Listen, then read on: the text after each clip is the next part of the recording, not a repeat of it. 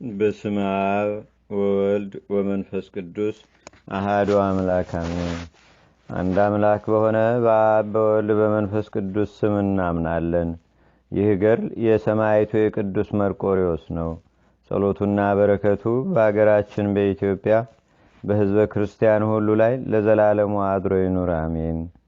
በሮሜ ንጉሥ በዳኪዎስ ዘመን ፒሉፓዴር የሚባል ሕፃን ተወለደ። ትርጓሜውም መርቆሬዎስ ማለት ነው።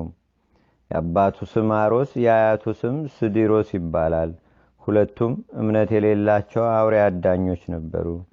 ያደኑትንም እንደያዙ ለንጉሶቹ ለመኳንንቶቹና ለመሳፍንቶቹ ይወስዳሉ። እነርሱም ዋጋቸውን ይከፍሏቸዋል። ከዕለታት አንድ ቀንም ሁለት የአውሬ መልክ ያላቸው ሰዎች ከሩቅ አገር መጥተው ወደ ተጠመደው ወጥመድ ደረሱ። ያን ጊዜ ዶል ጮኸ።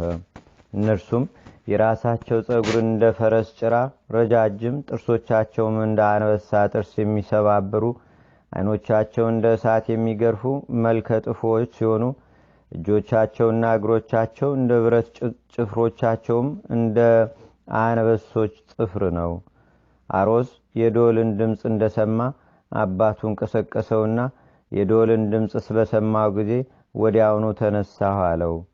አባትና ልጅ በወጥመዱ ላይ ያለውን ለመያዝ ሰይፎቻቸውን መዘው እየሮጡ ሄዱ።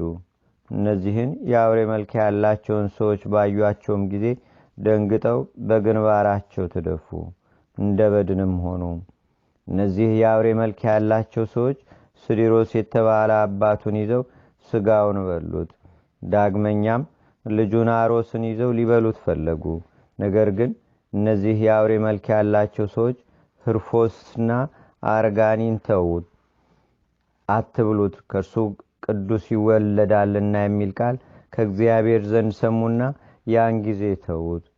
ጌታችን ሆይ ተነስ፣ ካሁን ጀምሮ በአንተ ላይ ክፉ ነገር አንሰራም፣ በአንተ ላይ መጥፎ ነገርም እንዳናደርግ እግዚአብሔር አዞናልና ተነስ፣ አትፍራ አሉት። ያን ጊዜ ተነስቶ ተቀመጠ። ባያቸውም ጊዜ ፈራ።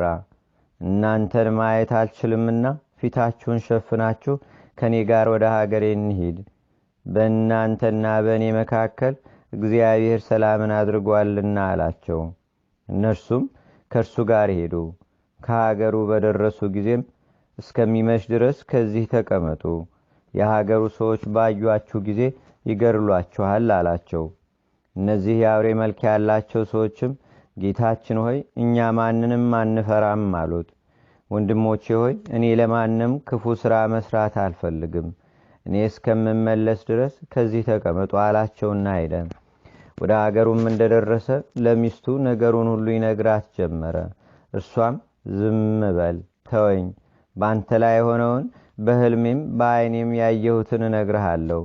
እነዚህ ሁለት የአውሬ መልክ ያላቸው ሰዎች አባትህን በሉት፣ ነገር ግን አንተ አመጣሃቸው፣ ከተራራው በታችም አስቀመጥካቸው። እነሆ የሚበሉት ምግብ ወስደ ስጣቸው አለችው። ዳቦ ወይንና በለስን ሰጠችውና ተቀብሎ ወሰደላቸው። በሰጣቸው ጊዜም በሉ ጠጡም። ከምግቡ መጣፈጥም የተነሳ አደነቁ። በሌሊትም ወደ ቤቱ አስገባቸው። ከገቡም በኋላም ሕፃኑን መርቆሬዎስን አግኝተውት ራሱን ሳሙት፣ ከእርሱ ጋርም ተቀመጡ። ወታደሩም እነዚህን የአውሬ መልክ ያላቸውን ሰዎች ባያቸው ጊዜ ሄደና ለሀገረ ገዢዎች ነገራቸው። አውሬ አዳኙ አሮስ መልከጥፉ የሆኑ ሁለት አውሬዎችን አመጣ አላቸው። ንጉሱም ይህንን ነገር በሰማ ጊዜ ወደ እርሱ ያመጡት ዘንድ መልእክተኛን ላከ። አሮስንም ወደ ንጉሱ አምጥተው አደረሱት። ንጉሱም አውሬዎችን እንዳመጣህ ሰማው፣ እነርሱን ስጠኝ፣ ዋጋውንህምም እከፍልሃለሁ አለው። አውሬ አዳኙ አሮስም እነርሱን ማየት አትችልም አለው። ንጉሱ ግን አሮስን ተቆጥቶ ስለምን አውሬዎችን ትከለክለኛለህ አለው። ንጉሱ ሰራዊቱን ወደ አሮስ ቤት ኑ እንሂድ አላቸውና ወደ አሮስ ቤት ሄዱ። ብዙ ወንዶችና ሴቶች ሰዎችም ከእርሱ ጋር ሄዱ። ንጉሱ እነዚህን የአውሬ መልክ ያላቸውን ሰዎችን ባያቸው ጊዜ በግንባሩ ተደፍቶ ሞተ። ከእርሱ ጋር ያሉትም ሰዎች ፈሩ፣ ሁሉም በግንባራቸው ወደቁ። ከፍርሃቱ ብዛት የተነሳም ያረገዙ ሴቶችን አስወረዳቸው።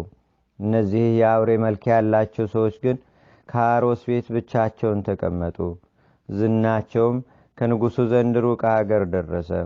ንጉሡም ይህን በሰማ ጊዜ የያዝካቸውን አውሬዎች አምጣልኝ ሲል መልእክተኛ ወደ እርሱ ላከ።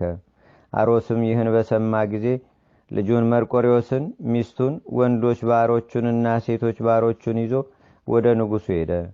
እነዚህ የአውሬ መልክ ያላቸው ሰዎችም ከእርሱ ጋር ወደ ንጉሡ ሄዱ። ንጉሡም እነዚህን የአውሬ መልክ ያላቸውን ሰዎች ባያቸው ጊዜ እጅግ ፈራ። በሀገሩም ያሉት ሁሉ ፈሩ። ንጉሡም አውሬ አዳኝ አሮስን ወደ እኔ አታምጣቸው አለው። አሮስም ወደ ቤቱ ወሰዳቸው። በዚህ ጊዜ አሮስ ክርስቶስን አላወቀውም ነበር። ንጉሥ አሮስንና እነዚህን የአውሬ መልክ ያላቸውን ሰዎች የክርስቲያንን ሃይማኖት ይማሩ ዘንድ ለኤጲስቆጶሱ ሰጣቸው። አሮስም ኤጲስቆጶስን ከሚስቴ ከልጄ መርቆሬዎስ ከወንድና ከሴት አገልጋዮቼና ከእነዚህ የአውሬ መልክ ካላቸው ሰዎች ጋር በጌታችንና በአምላካችን በመድኃኒታችን በኢየሱስ ክርስቶስ ስም አጥምቀኝ አለው። ከዚህ በኋላ ኤጲስቆጶሱ የክርስቶስን ሕግ አስተማራቸው። 40 ቀን እንዲጾሙም አዘዛቸው። ከጾሙ በኋላም በአብ በወልድ በመንፈስ ቅዱስ ስም አጠመቃቸው። ካጠመቃቸውም በኋላ አሮስን ኖህ ብሎ ሰየመው። ባለቤቱንም ታቦት ብሎ ሰየማት። ልጁን ፒሉፓዴርንም መርቆሪዎስ ብሎ ሰየመው። ከዚህ በኋላ እነዚህን የአውሬ መልክ ያላቸውን ሰዎች ባመጧቸው ጊዜ መልከ ጥፉ ከመሆናቸው የተነሳ ኤጲስቆጶሱ አይቶ ፈራ። ፊታቸውንም በልብስ ይሸፍኑለት ዘንድ አዘዘ። እነዚህን የአውሬ መልክ ያላቸውን ሰዎችም በአብ በወልድ በመንፈስ ቅዱስ ስም አጠመቃቸው። ፍርፎሮስን ግሊስጦፎሮስ፣ አርጋኒን ደግሞ ማርያኖ ብሎ ሰየማቸው። ንጉሡም ኖህንና ልጁን የአውሬ መልክ ያላቸውንም ሰዎች አከበራቸው። በሀገሩ ሁሉ ላይም ሾማቸው። የሰማይቱ የቅዱስ መርቆሬዎስ ረድኤትና በረከት በአገራችን በኢትዮጵያ በሕዝበ ክርስቲያኑ ሁሉ ላይ ለዘላለሙ አድሮ ይኑር፣ አሜን። አቤቱ ጌታችንና አምላካችን መድኃኒታችን ኢየሱስ ክርስቶስ ሆይ ከብልጽግናቸው ብዛት የተነሳ ብዙ መባ ካገቡት ይልቅ የዳያይቱን አነስተኛ መባ እንደተቀበልክ ለሁል ጊዜም የሚያገለግሉ አእላፍ መላእክትን እያሳሰብን በችግራችን ጊዜ የምናቀርብልህን ምስጋና ተቀበል። ቅዱሳን ነቢያት፣ የወንጌል ሰባኪያን ሐዋርያት፣ ሰማዕታትና ጻድቃን፣ ትጉሃን መላእክትና ፍጹማን ደናግል እንዲሁም ደጋጎች መነኮሳቶች ልጅ አዋቂ ሳይለይ የምንሰበሰብባትን ይህችን የጉባኤ ቦታ አባርኩ። ይህን መጽሐፍ ወረቀቱን አዘጋጅቶ ብራና ደምጾ ብዕር ቀርጾ የጻፈውና ያጻፈውን ወይም በማኅተም ያሳተመውን ከግዕዝ ወደ አማርኛም የተረጎመውን ቃለ ንባቡንም በእርጋታ መንፈስና በተመስጦ ሕሊና የሰማውን ያደመጠውንም በደለኛን ሁሉ በአማላጅነቷ የምታስምር በጌታችንና በአምላካችን በመድኃኒታችን በኢየሱስ ክርስቶስ እናቱ በቅድስተ ቅዱሳን በድንግል ማርያም ጸሎት ጌታችንና አምላካችን መድኃኒታችን ኢየሱስ ክርስቶስ አገራችን ኢትዮጵያን ሕዝበ ክርስቲያንን ሁሉ በቸርነቱ ይጠብቀን። ከሰማይቱ ከቅዱስ መርቆሬዎስም ረድኤት በረከት ያሳትፈን ለዘላለሙ አሜን። አቡነ ዘበሰማያት